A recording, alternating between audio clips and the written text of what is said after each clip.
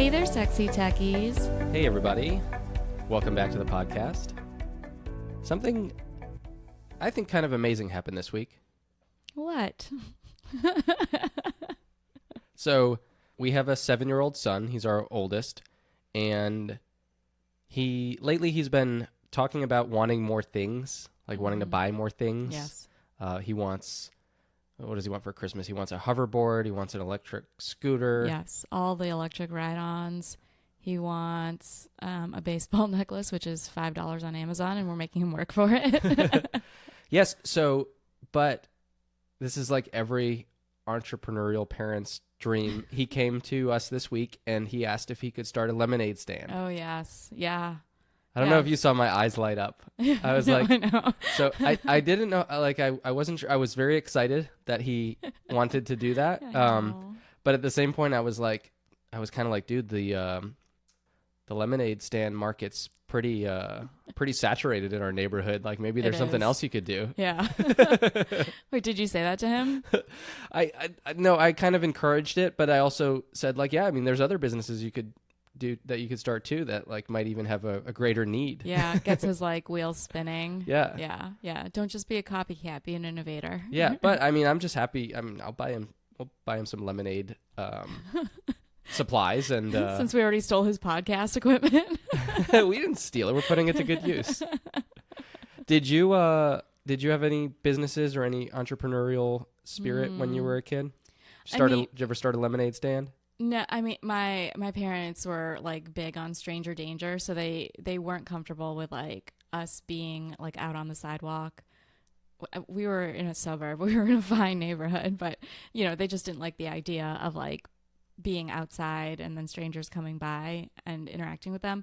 But I would go into like my school and I would like run contests with the other students. Like I'd be like this, I don't know how to even explain it. I'd go into the school and I would like run competitions basically between the students in my class. Like I had them one time make TVs, and whoever like made the best TV out of like paper and crafts and stuff got like a prize, that like a McDonald's toy that I already had. That was my entrepreneurial spirit. I guess that's entrepreneurial. I mean, I started something and everyone did it. Okay. Maybe that's just leadership. I don't know. I mean, like, were you charging money, or no? Is there any exchange of value other than this? Well, I got their crafts and then they got my toy. Okay. Yeah, I mean, I didn't really grow up in a very lemonade standy neighborhood. No. So this is exciting. I can kind of live vicariously through our children. Yeah. So looking forward to that. Yes. Yeah.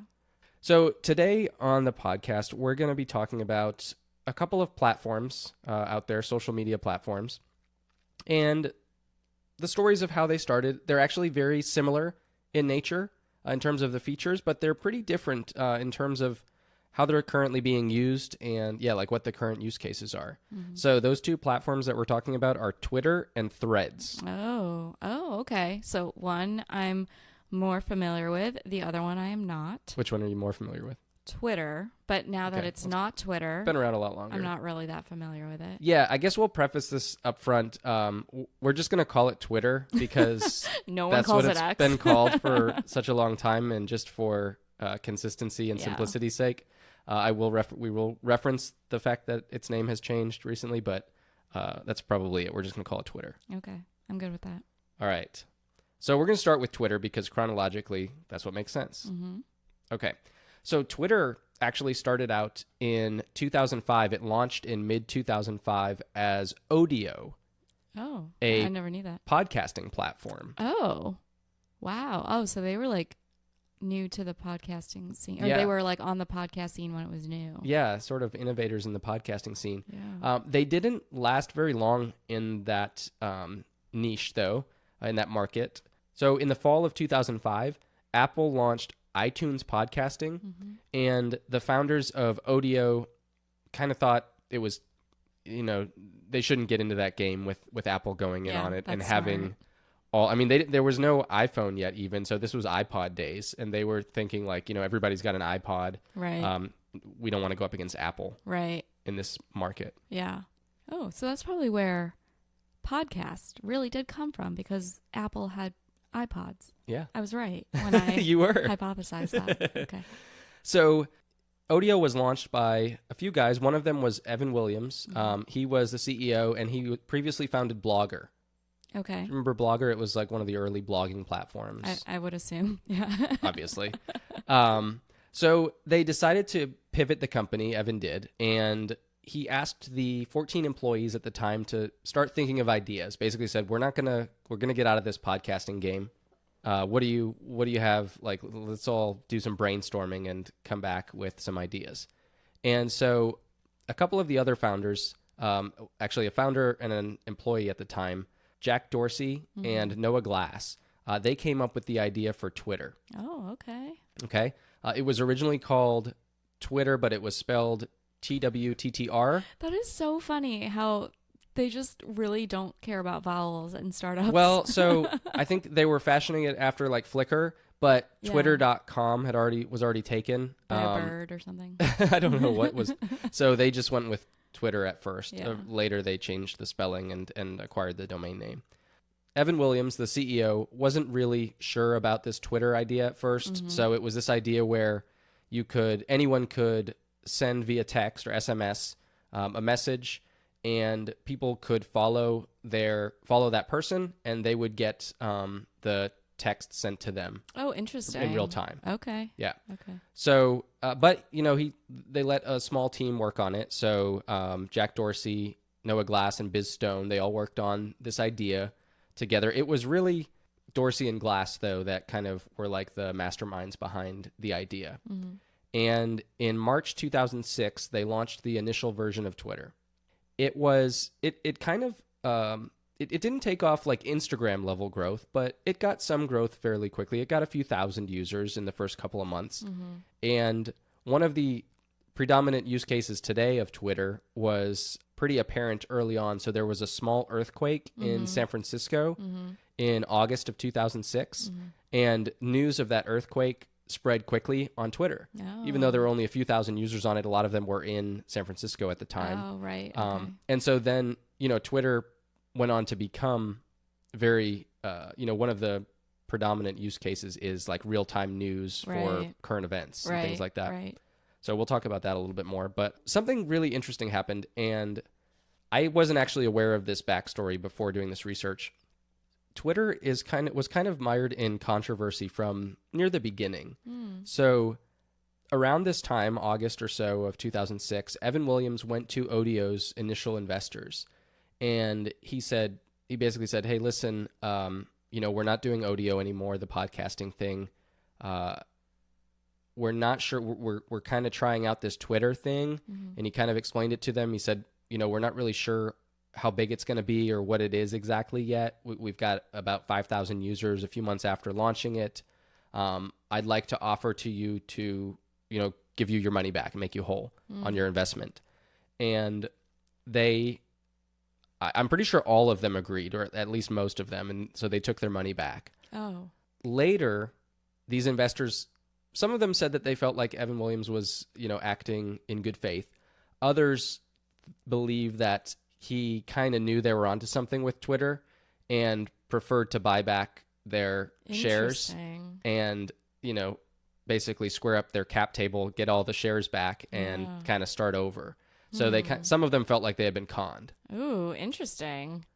What does he? I mean, he obviously sticks to his story. That I don't know if he's addressed it. I mean, he doesn't really have to. He didn't lie. They only had 5,000 users. I mean, maybe he had an inkling that it was going to grow. He was seeing something, but he offered them their money back. He didn't tell them they had to take it, right? And they did. So right. And as an investor, you are making that decision yourself. Yeah, it's up to them. Yeah. I mean, I'm actually kind of surprised they all took their money back. Yeah, I thought you were going to say they all stuck with it and stayed, but so another thing that Evan Williams did that didn't come out until later, but is kind of controversial also. He fired Noah Glass, one of the guys, basically like the lead champion of Twitter. We're not really sure exactly why he fired Noah. It seems like there may have been some personality conflicts there, but the timing and the fact that it was sort of the one who was like the most into Twitter and like really pushed for it along with Jack Dorsey, he fired him. Interesting. So he didn't last very long at the company. I wonder what Noah Glass is doing these days. I looked him up. He's the founder of another company. Oh, okay. We should talk about what Twitter is Yes. and a little bit of the backstory. So originally it started out as a 140 character max like microblogging platform. Right. So, I can post something. Previously, blogging platforms were very big at the time in the early 2000s. Yeah. This was basically a blogging platform, but it was constrained to only 140 characters. And unlike some other blogging platforms where you could have your own website, to host your blog, Right. it was more like a centrally hosted platform. So all of the posts, or they call them tweets, are posted to the same platform and can be seen in a stream. So it was always that like newsfeed idea from the beginning? Yeah. Okay. Eventually, they did increase the limit to 280 in 2017. So it's now 280 characters. And if you pay for a Twitter Blue subscription, which is like their paid service, you can actually get up to 10,000 characters now. Oh, wow. So I think that comes with the badge, the blue check mark, and some other perks. As Twitter has tried to increase their revenue. Interesting. I was on Twitter early on, like when it first started, and there are a lot of reasons why I got off of Twitter, but one of them was because I couldn't keep what I wanted. Verbose. I'm a very verbose person, as everyone knows, and I just have a lot of thoughts, and I couldn't tweet effectively. I had more than 140 characters to say. Yeah. Well, now you get 280 on Twitter. Oh, maybe I'll hold that thought. Yeah. So Twitter has somewhere between 350. Twitter states that they have somewhere between 350 400 million monthly active users. There's been kind of a wide discrepancy, and it's a little controversial. Like, no one's really sure how many of those users are actually active and not bots or spam. Right. That's what I was thinking. Yeah. So they have some number of users, basically. At their peak in 2021, so their peak revenue, Twitter made about $5 billion that year in revenue, but was not profitable. Oh. Yeah. Really? I looked at their revenue statistics. Apparently, they've had a couple of years of small profits before then, but since then they've not been profitable again. Interesting. Some of the main use cases of Twitter, we talked about real-time events. So that includes things like, global cultural movements like the Arab Spring. That was one of the early use cases of people using Twitter to as a form of protest. Live sporting events is another big one. Award shows is a huge one. People love to get on Twitter and tweet about, awards and slaps and things like that. Yeah. Things of that nature. One slap. Yeah. News in general, just trending news. Some people get their news from Twitter. Like, I know you get your news from TikTok. I start and then I do my research. But yes, I do get the snippets from viral things that happen for sure. And then, another use case is just following friends, celebrities, and like internet celebrities, or like celebrities in quotes, kind of. Yeah.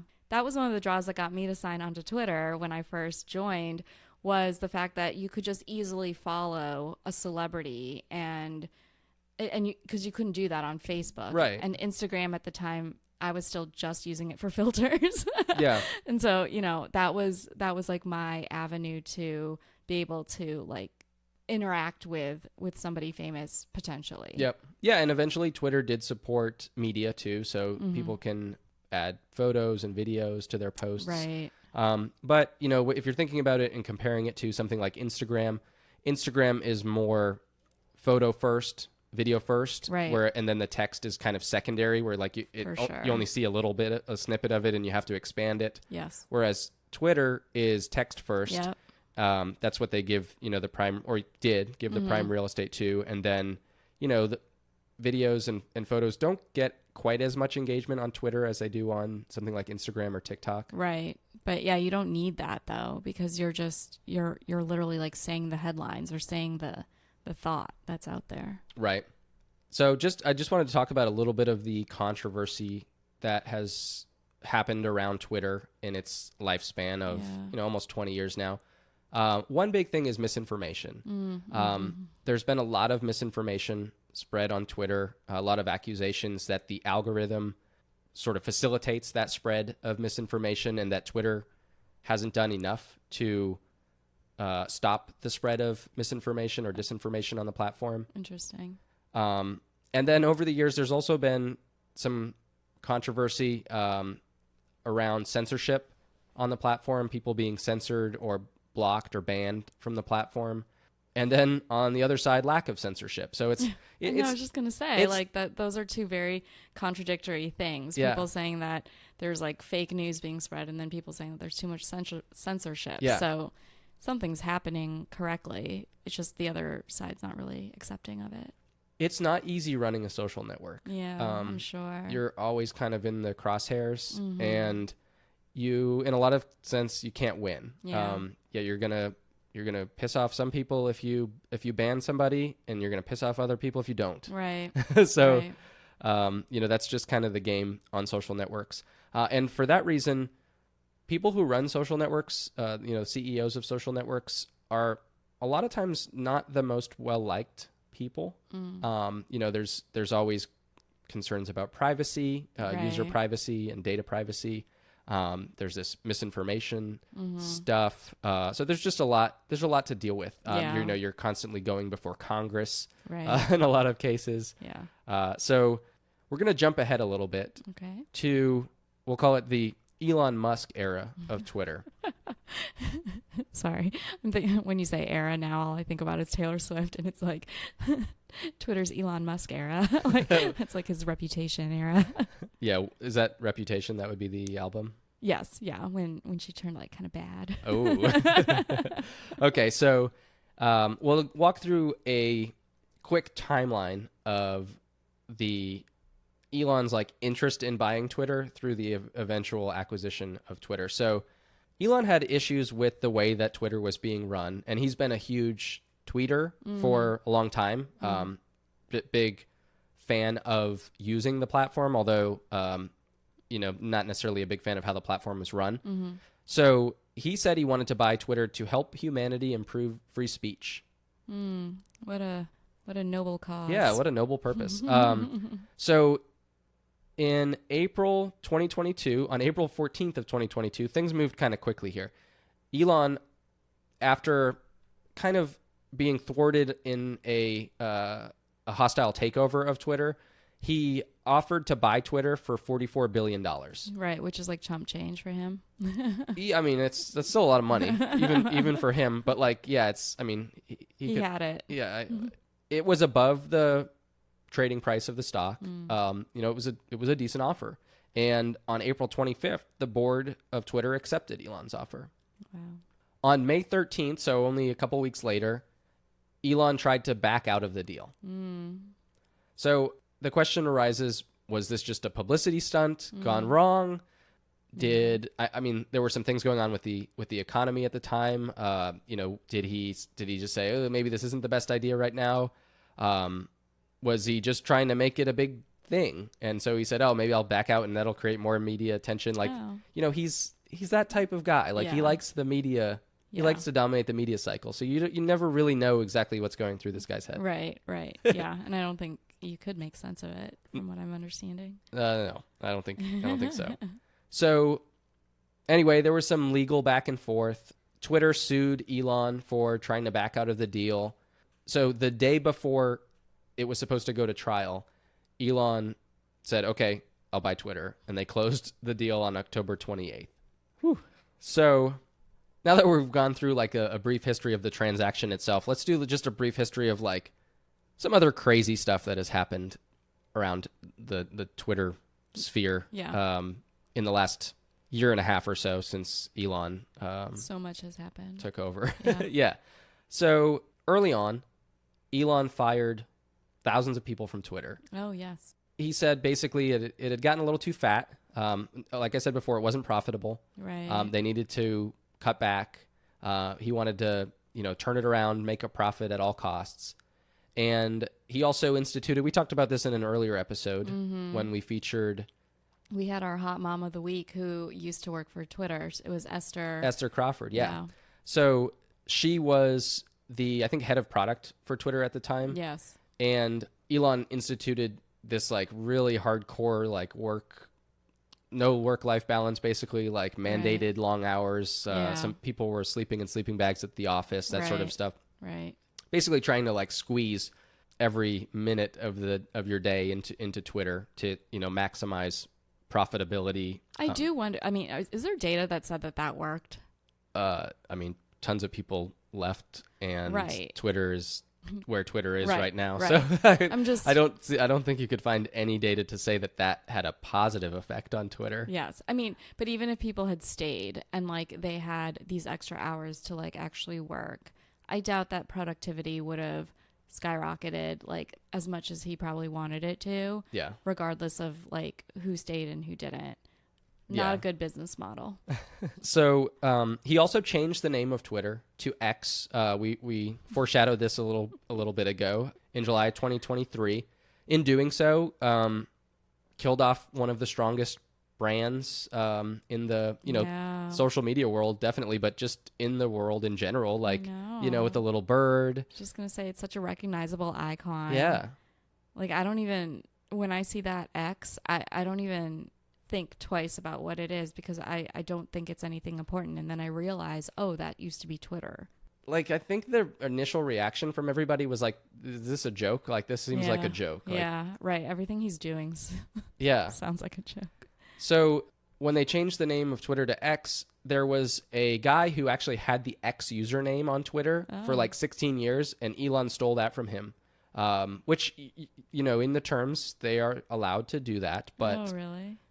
Also not the, nicest thing to do. They didn't compensate him for it like monetarily or anything either. So poor guy. It's just something that happens, but certainly not an act of goodwill. Yeah. Another thing, Elon said he took over Twitter to protect free speech. He has banned journalists from Twitter who cover Elon and in a negative light, have said some negative things about Elon. So people can make their own judgments about. Just doesn't sound so free over there. There's also he is protecting some speech on the platform, though. There has been an increase in hate speech on the platform since Elon took over Twitter, and that has caused advertisers to leave Twitter in droves. Yeah, because they've said they don't want their content appearing alongside hate speech. Yeah, some of it from Twitter users, some that they've called harmful speech from Musk himself. So, wow. As far as wanting to turn Twitter around, that hasn't really happened. I mean, it's turned in a direction. I wouldn't say, necessarily in the right direction. In September, Elon said he's looking at a plan to charge all users of Twitter. Hear that, yeah. So all of these things, these crazy things that have been happening the last couple of years at Twitter formed the backdrop for the launch of Twitter's biggest rival now, called Threads. Okay, yeah. I can see why Threads was like, hold my beer. Yeah. So, I mean, could there have been a better time to launch a platform that competed with Twitter? No, it's definitely burning a little bit to the ground, and this is a good time to come up with, unless, I mean, here I am thinking, unless like Elon's playing some long game that we don't know about, like he's like trying to like burn this to the ground because there's something else. Maybe he's behind Threads. So Threads is a product of Meta, which owns Facebook, Instagram, WhatsApp. So that's definitely not the case. I know that was a joke, but I think a lot of people speculate that Elon has some other intentions here, right? Like he's clearly not acting in the best interest. Yeah, like a rational, like he's just not running it like a business that he wants to grow. Right. Like, I don't know. I don't know what he's doing, but nobody knows what he's doing. But, maybe he does have some sort of long game. And who knows where Twitter will be in a couple of years. Like, he could change course and whatever. We'll see how it goes. But this takes us to Threads. So Threads launched July 5th, 2023. It quickly became the fastest growing app in history. Oh, wow. In only 5 days, 100 million users registered for Threads. Oh, okay. Everyone's like, I need a place to go. Well, that's part of it, but also, they had the smart strategy of sort of coupling it with Instagram. So, like, it's its own app separate from Instagram, but you need an Instagram account to join Threads. Oh. And you can, there's a link from Instagram into Threads. So a lot of people signed up because they saw, oh, what's this new Threads thing in Instagram?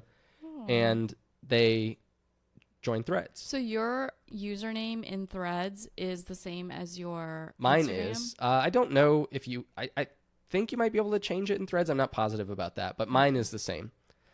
Not all of those users stayed active, of course, and there was a lot of news about in the the months following that, like, they lost a lot of those initial active users because there were a lot of users from Instagram or just from all the press that it received when it launched that signed up and then weren't really just didn't start using it. Right.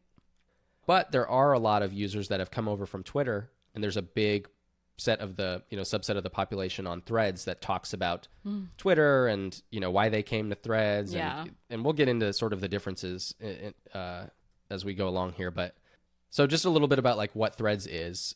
Threads allows you to post up to 500 characters. Same sort of model as Twitter, where there's a following model. It's a text-first platform, right, like Twitter. It does have photos and videos as well. Okay. I think about it like this. Like if you follow somebody on Instagram and you want to hear more about what they think rather than and what they're reading and that sort of stuff, rather than like things that they do and like pictures that they take, you might follow them on Threads.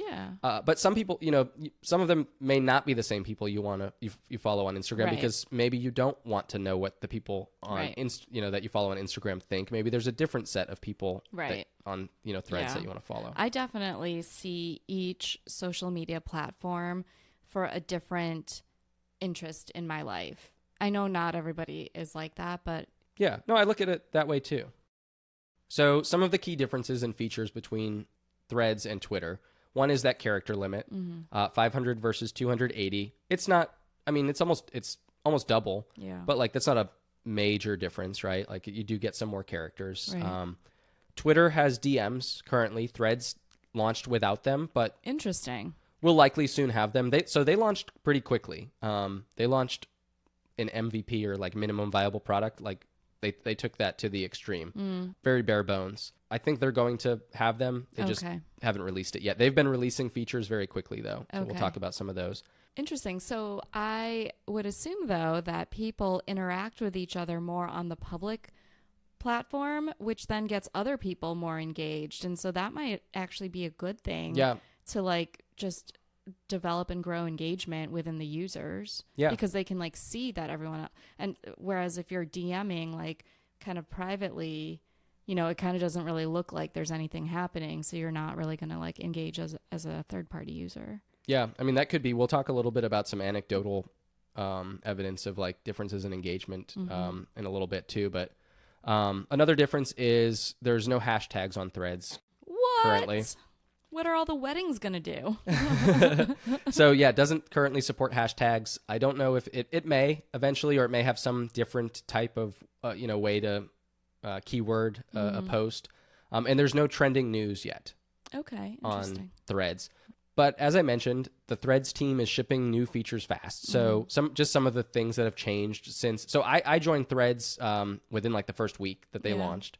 Some of the changes that I've seen, and I'm only going to cover a few of them. Some are the algorithm updates. So initially their algorithm, it wasn't that great at delivering the type of content that you wanted to see. And they've made some tweaks to that, but also just the more that you use and interact and engage on Threads, it learns who you mute, who you block, who you like, what posts you comment on, like that sort of stuff. And it feeds you more of that stuff. Right. I think that there's still some tweaks there, because it's some users have said it feels like, oh, if I accidentally look at a post, I'll start to get a ton of other posts like that, and I didn't like that. I didn't necessarily like that one. I just needed to click into it to see what it was, basically, or I wanted to look at that user to see like what else they posted, that sort of stuff. This one's kind of cool. So recommendations of users to follow. So initially I noticed that a lot of the users, the suggestions of like, you might like this user, were users that weren't active on Threads. Really, like they hadn't even posted anything. So I actually sent I just posted something on Threads and I said, anybody else notice this? And I got a direct response from a Threads engineer who said, we've actually, thanks for like letting us know that we've been working on that. Cause I sent a screenshot and I said like 3 out of the 4 people you guys recommended aren't like active basically. And I just suggested like, hey, maybe like filter it out so that it's just people who are active, because I don't want to follow people who are not. Right. And so I noticed within like 2 days of that, I was only getting active people for suggestions. So no, I think they made a change to their recommendation algorithm. Content search is another thing that they rolled out since launching. They didn't have that when they launched. So you could search users, but you couldn't search content. So that's available now. Do you categorize your own content? Like when you sign up, do you say like, I'm so-and-so and like my content is going to center around tech? Or well, you have a description, like you have a bio, okay. And you can put some in there. That's what people, if they actually make it to your profile, they'll look there and see what you post about. But then it's more so just your posts. Like they'll look at some recent posts and see what you post about. So like the algorithm kind of puts you in a certain like category. Yeah, based on, it learns what you post. Okay. And like that, those topics basically. I'm like trying to think of like when I sign on, I'm going to be like the most random, like chaotic person. Like good luck algorithm trying to put me in a box. See, I wouldn't recommend that if you're trying to get followers. I'm not. Okay. I'm trying to be my own person on Threads. All right. Well, do what you want. I'll do me. They also added the ability to edit posts, which they didn't have initially. You have up to 5 minutes to edit a post.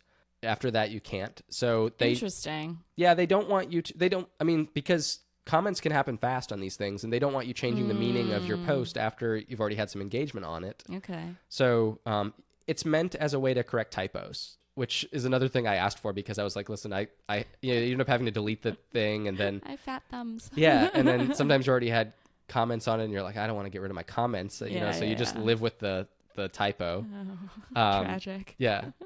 And then another feature that they recently added is you can actually do voice messages on Threads now. So you can, instead of typing, you can talk into the phone, and it will record your voice and do an automatic transcription of your voice to text. So it'll show the text and the voice. Yeah, I like the accessibility piece of it. Yeah, well, it's kind of cool too, because like you don't know what these people sound like. That you're like after a while, you start reading from the same people over and over again, and you don't know what they sound like. And then all of a sudden, like I got hit with one the other day, and I was like, I had no idea this guy was British. And it was like a surprise British accent. Yeah, it was kind of cool. Oh.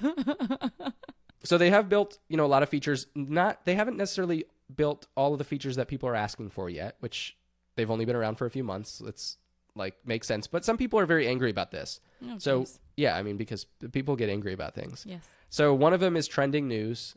A lot of people do see Threads as an alternative to Twitter, and a lot of them are saying, well, I have to go back to Twitter because they do trending news still. If Threads did that, I would just stay here. But Adam Mosseri, the head of Instagram and Threads, has said basically they don't want to rush into that game. It's too important. There's too much risk involved in that feature, and the platform is too young and nascent to rush into that. Basically, it's too important that they get it right. So even though people are really clamoring for that feature and that use case on Threads, Meta doesn't want to just build something that becomes Twitter, where it's full of misinformation and they're amplifying news that shouldn't be amplified, that sort of stuff. It's hard when like the news kind of is involved, because that it just brings up like a whole another layer of like misinformation and vetting and things like that. I alluded to this, but one of the cool things about the platform is that the engineers and product people are very active on the platform. So I probably follow dozens of them, and they post about new features. They post about anything, just like they're normal people. So just like a normal person, but they will often interact with your posts and comments. They take feature suggestions. They respond to journalists. There's actually recently been sort of I I don't know if I'd call it a migration, but like a big welcoming of all these new journalists to Threads, because I think they feel like they might not be safe on Twitter necessarily, or like, you know, their content, they could be blocked at any time if they say the wrong thing about the wrong person, even if it's truthful.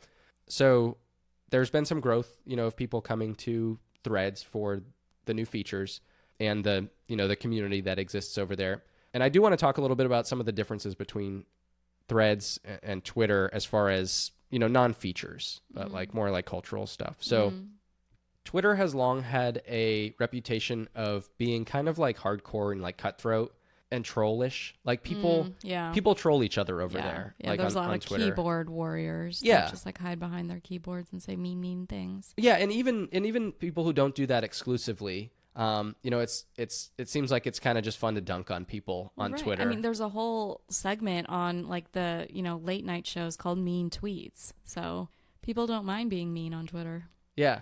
So that's not really the case on Threads at all, yet. So please make it a nice place, guys. Like, don't ruin this for us. No, the culture on Twitter, the culture on Threads is very different. So eventually, like, you're still going to get some trolls. Like, there are some people. I think I've had to block one person in the last 3 months or 4 months that I've been on. What is it? Yeah, 3 months on Threads. Huh? Already? One person.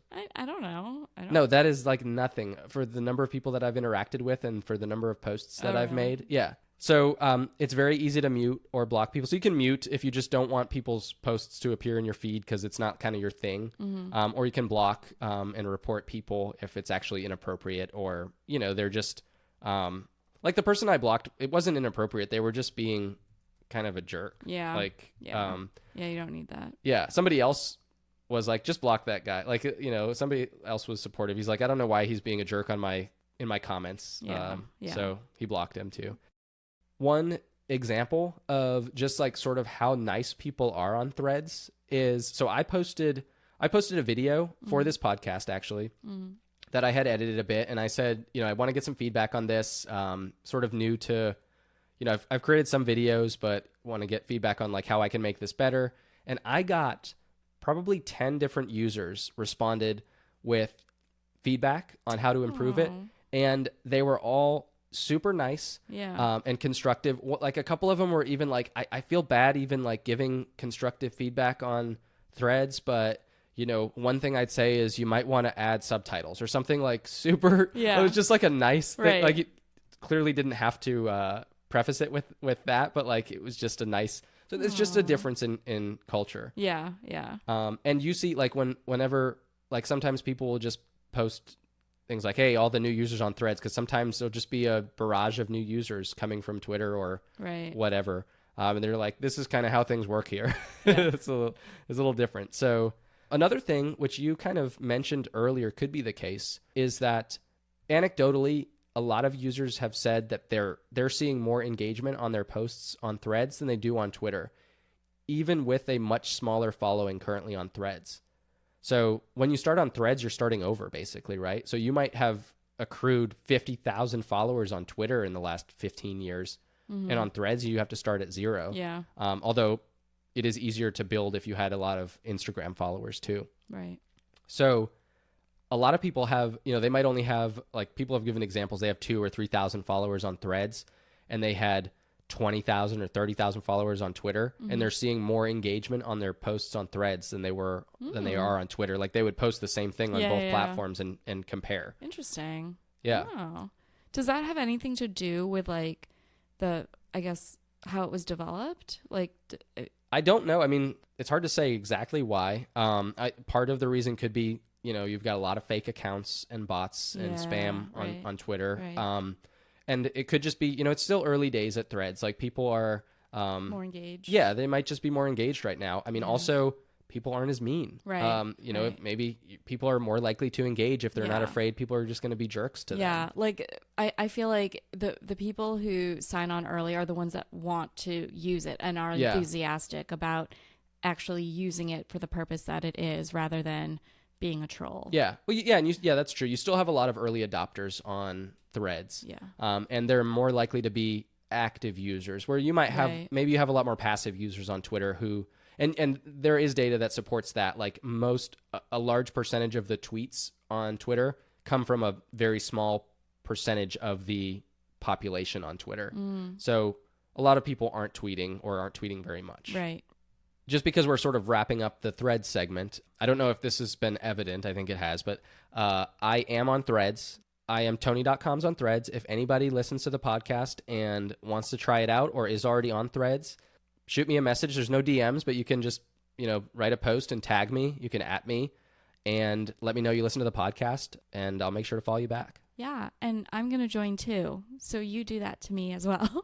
You'll be @ maemosa? Well, if I can. If nobody's stolen your... Well, that's the cool thing. Like, if I'm able to keep my Instagram username, then absolutely. That was one of the things. I was always so late to, like, all of the other accounts that you can sign on. So somebody always took maemosa. Yeah. I feel like I need to do it right now.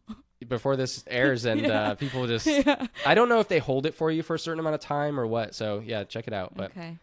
The next thing I wanted to talk about, and this is something that I've actually thought about. It seems like Elon Musk might be the best thing that's ever happened to Mark Zuckerberg's image, like his public image, which is crazy. So if you think about Mark Zuckerberg, like he's in the past, he's been a little bit of a controversial founder himself, starting with the very founding of Facebook and the Social Network movie. Right. There was some controversy there with the Winklevoss twins and Eduardo Saverin and, just whose idea it was and that sort of stuff. Then, there's all the privacy stuff at Facebook and the reasons that Zuckerberg has been, called to Congress to testify a bunch of times. Yep. People see Facebook as kind of, not the most trustworthy of platforms, like using your data in different ways and, that sort of stuff. Right. And also he's just kind of, a lot of people see him as like just this emotionless kind of nerd, right? Like, right. Not me. Like I've been a Zuckerberg fan. Yeah. I mean, he's got his faults, like we all do, but like no one's he's perfect. in the public eye, like. Yeah. But now he's like the anti-Musk, like anti-Twitter, which means he's rational. Like he's anti-hate speech. Yeah. He's also, like, I don't think people knew this before. I didn't really know how fit he was before. He's fit and he's kind of like a badass. Like now people are seeing him in a light that like they never saw him in before. And that's all thanks to Elon. So in June 2023, Elon challenged Zuck to a cage match. Yes. Whatever happened with that? Well, so I don't know if Elon realized this at the time, but Mark Zuckerberg has been taking like MMA lessons for years. Right. And I mean, maybe he did. Maybe Musk knew this, but he's very fit. He's won some competitions. Like, oh, I didn't realize he's won competitions. Yeah, wow. he's good at this. Yeah. I knew he was like an MMA fighter. I didn't know like how involved. He's probably like my height though. Like he's a shorter guy. Like Elon's probably got like 100 pounds on him or something like that. But Elon is not in shape. Like doesn't take care of himself. So like Zuckerberg was like, just tell me when, like, let's set this up. And Elon did this thing where he said like, oh, we'll live stream it on X. Like I'm on my way to your house or something like that. And it just became this kind of joke to Elon. And so it's now been written off. Like Elon kind of backed out. Just like the Twitter deal. Yeah, exactly. He tried to back out like just like the Twitter deal. He sounds like the type of person that just like, talks a big game, and then when somebody actually like calls him on it, he's like, just kidding. Yeah. So I mean that's the thing. So while Elon has been like the best thing for Zuckerberg's image and reputation, I think buying Twitter has been like the worst thing for Elon's reputation. Right. And his public image. Like so this whole spat with Zuckerberg where Elon came out on bottom, like Zuckerberg came out on top, like the whole hate speech thing and, not like refusing to block that sort of content on Twitter, all the, advertisers leaving Twitter, profits decreasing, revenue decreasing. There's just this public perception that now, like, does Elon know how to run this company? And it's like, whereas before he was seen as this like kind of quirky, weird guy, but like super smart and like knows how to run a business. Yeah. I mean, and now Tesla's. Exactly. He's got Tesla, he's got SpaceX. Yeah. Now it's like this one's most in the public image and all of Right. the public eye and all of his decisions and Because of all the fumbles that he makes. And honestly, though, I do think that it's because he jumped into acquiring Twitter on a whim. I'm sure the other businesses that he is successful in, it wasn't like that. yeah. Well, And he and actually put thought a into social it. media business is a very different type of Right. business. Like his Sure, other right. businesses are much call them like more hard businesses. Like Yeah. he's developing rockets Right. and electric cars that are self-driving. Like these are different types of challenges. Yeah. This one like he's much his personality is much more in it because Right. because it's a social media platform. Yeah. That's interesting though. I do feel, I wonder if he's not doing so great because it's a personality thing, and his other businesses are just more like data and numbers. Yeah, hard tech. Yeah. Yeah. I don't know what it is, but I don't think it's been I don't know anyone who would look at it objectively and say that either this move has been good for a good business move or a good public image, like a good business move for Twitter, a good public image move for Elon, or a good business move for Elon's other businesses. Yeah. Because I know, like I've seen, there have been many a Tesla owner looking to dump their Tesla or, not buy a Tesla in the future because of this whole charade or whatever is going on. And it's just like, if you're the CEO of a company, your job, like ideally you're going to be a net positive on the business, you personally, which is probably not going to happen for most companies because, most people don't even know who the CEO is of the businesses that they Right. support. So at the very least, you should be net neutral Yeah. on like customers' buying decisions. Right. And I would say Elon hasn't even done that Yeah. since taking over Twitter. Yeah. So the question still remains, can Threads be successful though? Like, can it become a successful business? Can it become a successful social media platform? I think it's going to be difficult. Yeah. I agree. They are, it's hard to, they're doing something that other companies haven't historically done very well at, which is start a social media startup within an existing company. Google has tried this a number of times and failed every really? time. You remember Google Plus? They've had a few attempts at. Yeah, what was Google Plus? It was their attempt at like a Facebook, like a connecting your friends social network. It never took off. Like nobody. I mean, there's others that I can't even. I think one was called that one. Orkut or something like that, where it was something similar earlier than Google Plus that didn't last. Also, companies that acquire social networks, like when Twitter acquired Vine died within like a couple years after being acquired by Twitter. It's just a hard thing to do. Facebook has had a much better track record than most companies at doing this. So they acquired Instagram. Instagram is doing wonderfully. They acquired WhatsApp. Same story there. So if any company can do this sort of thing, it might be Facebook. Yeah, right. But if you look at Twitter's not profitable after almost 20 years. Right. It's got a few 100 million users, maybe are active. That's not that big compared to an Instagram or, a Facebook where there's like billions of users. So the question is like, what's a total addressable market of a tool like that? For advertisers, which has been the main business model, what's the appetite for advertising? Like, there's not a ton of businesses where Twitter is like their primary ad strategy. I mean, there are some, but like the major businesses are, they'd much rather advertise on something like Instagram, Yeah, right. or longer form content.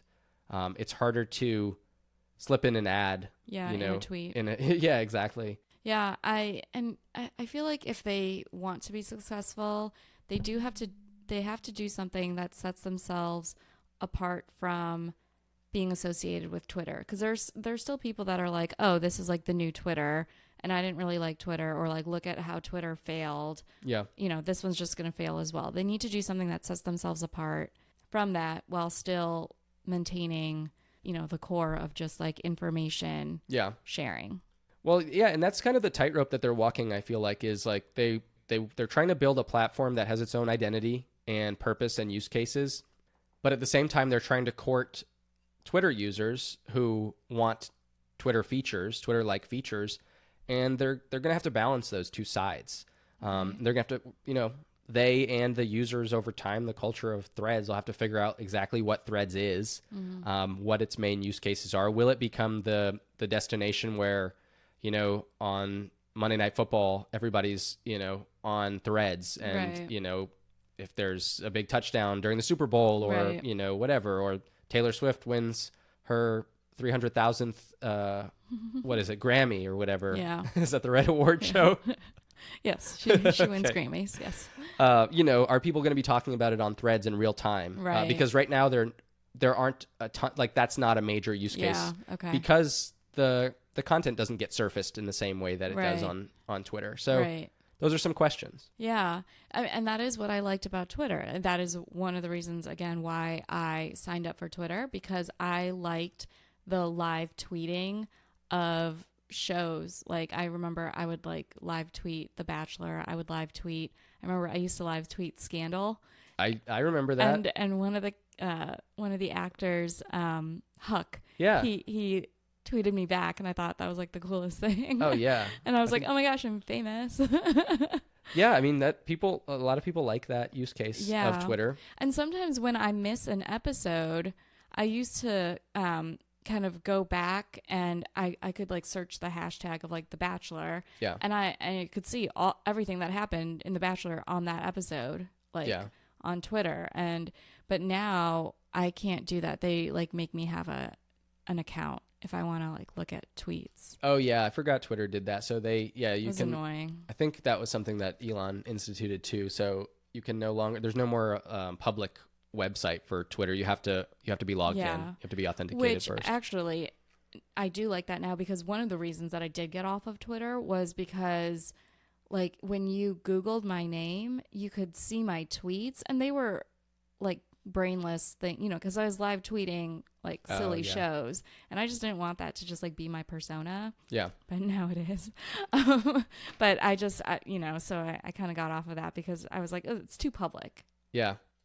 Well, so, I've been on, like I said, I've been on Threads for 3 months. I've seen a great deal of engagement on my posts. I started at 0. I don't have a big Instagram following because I haven't been very active on Instagram for a long time. Mm-hmm. I've already got over 1,200 followers on Threads. I think I have 100 and something on Instagram. So I wasn't drawing from that crowd. I was gonna say, is that your most followers or friends? So I had about 1,000 on Twitter too. I was never a power user of Twitter, but a lot of those aren't, I don't think, real followers, but my engagement on Threads is way higher than on Twitter. I've had, even with only 1,200 followers, I've had posts that have had maybe 100 likes and 80 comments, that sort of type engagement. Yeah. Which is pretty nuts. Yeah. So it's pretty cool. One thing I will say, as a product manager myself, for people who either already use Threads or want to use Threads, remember it's a platform that's only a few months old. When Twitter launched, I don't know if everybody remembers the fail whale, but there was this infamous whale that Twitter would post every time its site went down, which was for the first, 5 years of Twitter. Oh my gosh, was almost daily. There was this fail whale. It just became this huge meme.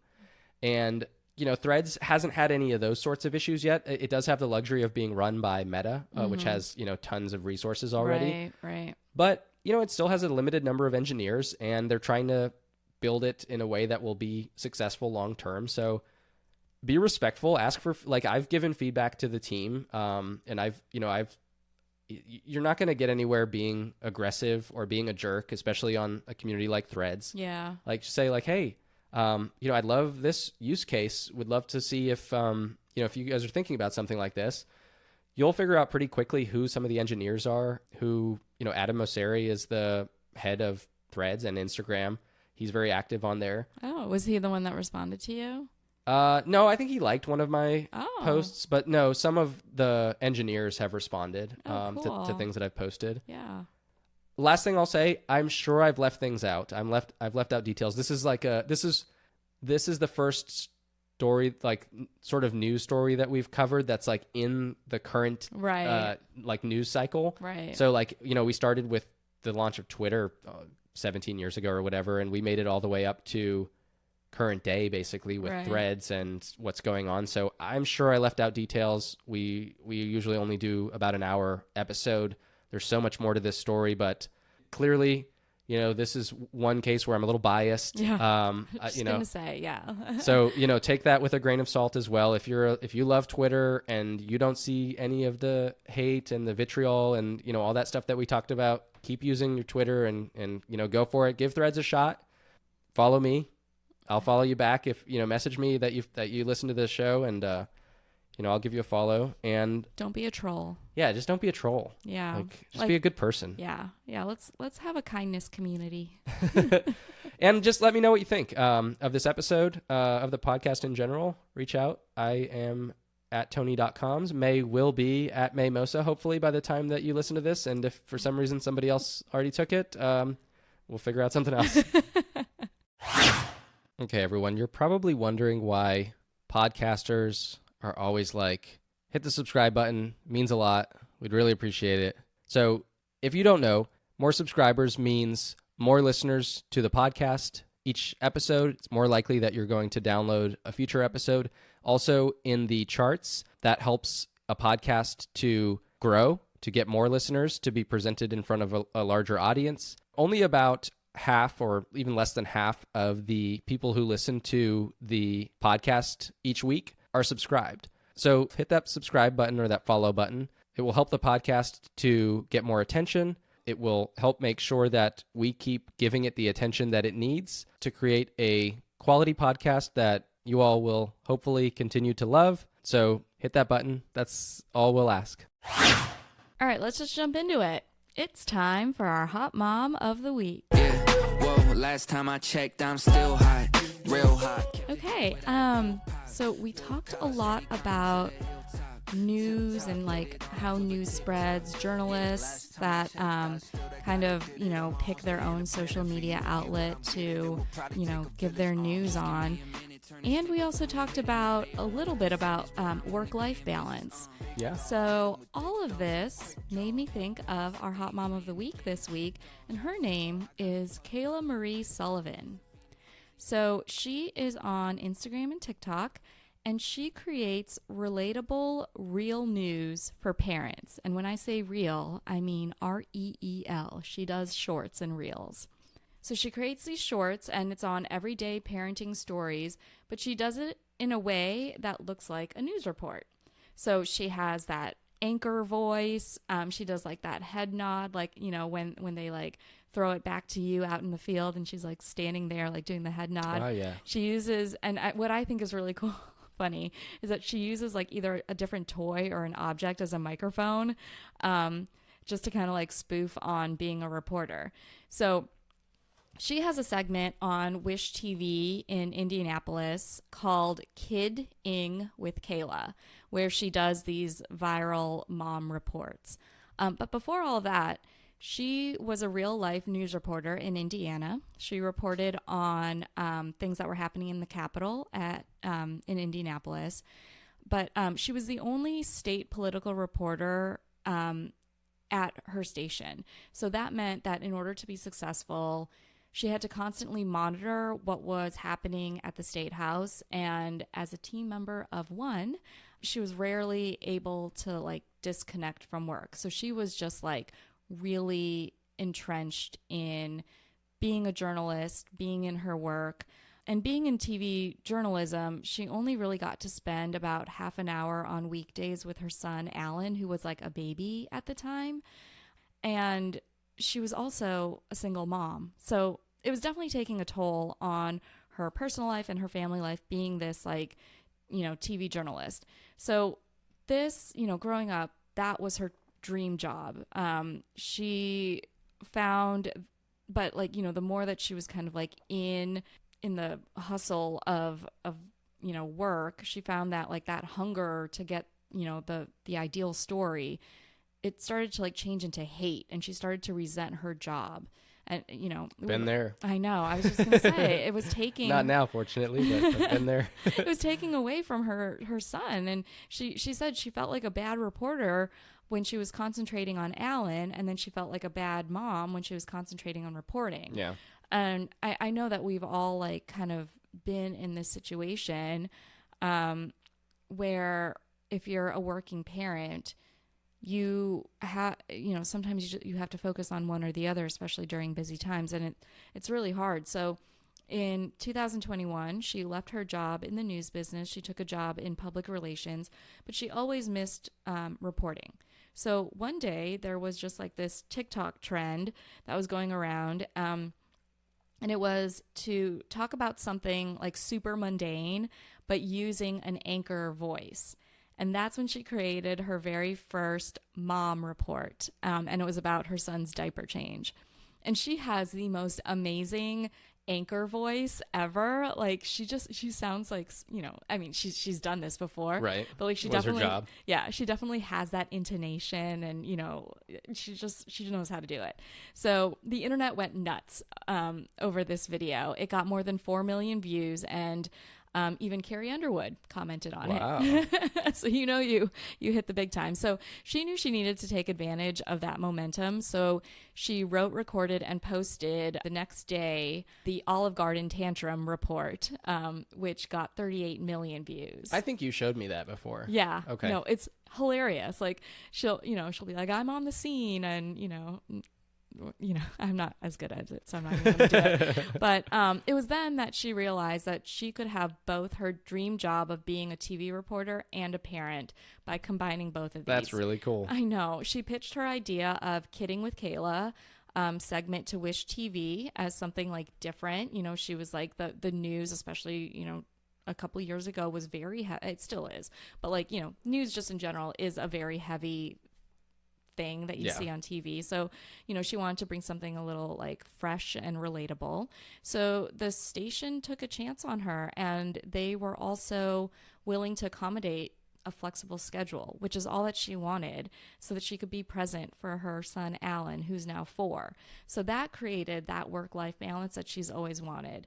So her story is just like so inspiring. And she had said that like, she just hopes that like her story helps people to go after the job that works best for them as a parent, because they're rare, but they're definitely out there. And honestly, this one spoke to me, especially this week. It's been a really busy week for me at work, and there have been times where like I did feel like I've been like a little disconnected from my family. I mean, there's a light at the end of the tunnel. It's just a busy period that I have right now, but it's really inspiring to see somebody who saw the value in both work and her family, and she was able to make it work out. So I'm getting a little emotional because it's so refreshing to see like a working mom. By the way, it's really fun. I saw a meme that said, the thing that I hate most about the term working mom is that there's no term called working dad. I mean, no hate to you, but like, it's just... Hey, take that to Twitter. I know. That doesn't belong on Threads.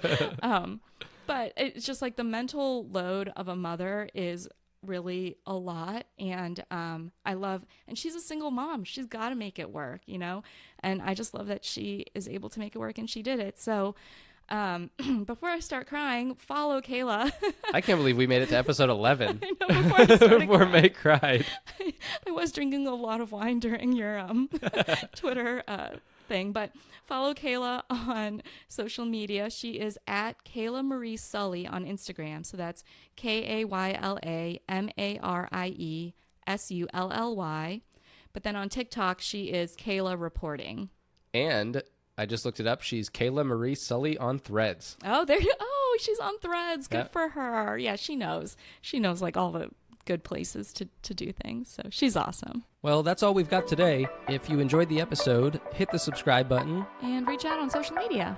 .coms And Hot Moms. Signing off.